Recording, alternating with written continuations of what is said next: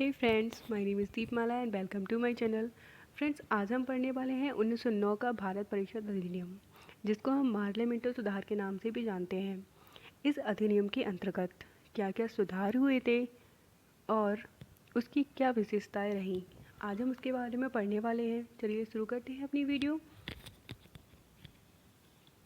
Lord मार्ले उस समय England में भारत के राज्य सचिव थे और लॉर्ड मिंटो भारत में वायसराय रहे। लॉर्ड मिंटो भारत में वायसराय रहे और इंग्लैंड में भारत के राज्य सचिव लॉर्ड मार्ले, इन दोनों का जो कॉम्बिनेशन है उसी के अंतर्गत इस अधिनियम को मार्ले मिंटो सुधार एक्ट के नाम से जाना जाता है। आगे देखते हैं। सर्वप्रथम भारत में जो चुनाव प्रणाली के सिद्धांत को मान्यता प्राप्त हुई वह 1909 का भारत परिषद अधिनियम ही था, जब भारत में चुनाव प्रणाली के सिद्धांत को मान्यता प्राप्त हुई। केंद्रीय और प्रांतीय विधान परिषदों के आकार में काफ़ी वृद्धि की गई उस टाइम और इनकी संख्या 16 से 60 कर दी गई।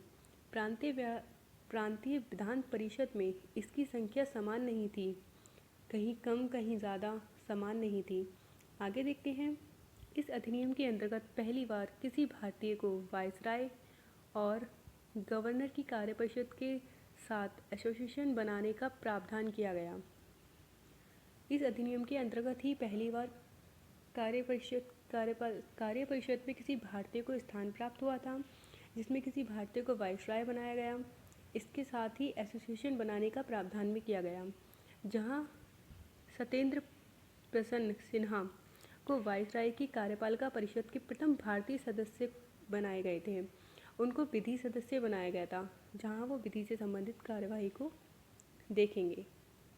इस अधिनियम ने सांप्रदायिकता को वैधानिकता प्रदान की। इसी अधिनियम के अंतर्गत, कहने को ये सुधार एक्ट था, लेकिन इसी अधिनियम के अंतर्गत जहां एक पृथक निर्वाचन के आधार पर मुस्लिमों के लिए एक सांप्रदायिक प्रतिनिधित्व का प्रावधान किया गया और इसीलिए इस अधिनियम के अंतर्गत सांप्रदायिकता को वैधानिकता प्राप्त की गई, जो कि लॉर्ड मिंटो ने ये सब किया।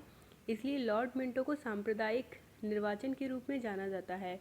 उसका जन्मदाता किसको बोलेंगे? उसका जन्मदाता कहा जाएगा लॉर्ड मिंटो को। इसीलिए इस अधिनियम के पृथक निर्वाचन के आधार पर मुस्लिमों के लिए सांप्रदायिक प्रतिनिधित्व का प्रावधान किया गया। इसी अधिनियम के अंतर्गत मुस्लिमों की जो जहां वोट देने के लिए थी आयु कम रखी गई और वहीं पर हिंदू के लिए आयु उससे ज़्यादा थी। यहाँ पे उन्होंने सुधार के नाम पर भेदभावपूर्ण नीति अपनाई, जहाँ उन्होंने भरपूर भेदभाव किया।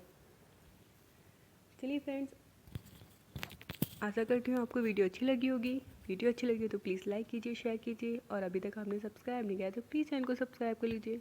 Thanks for watching.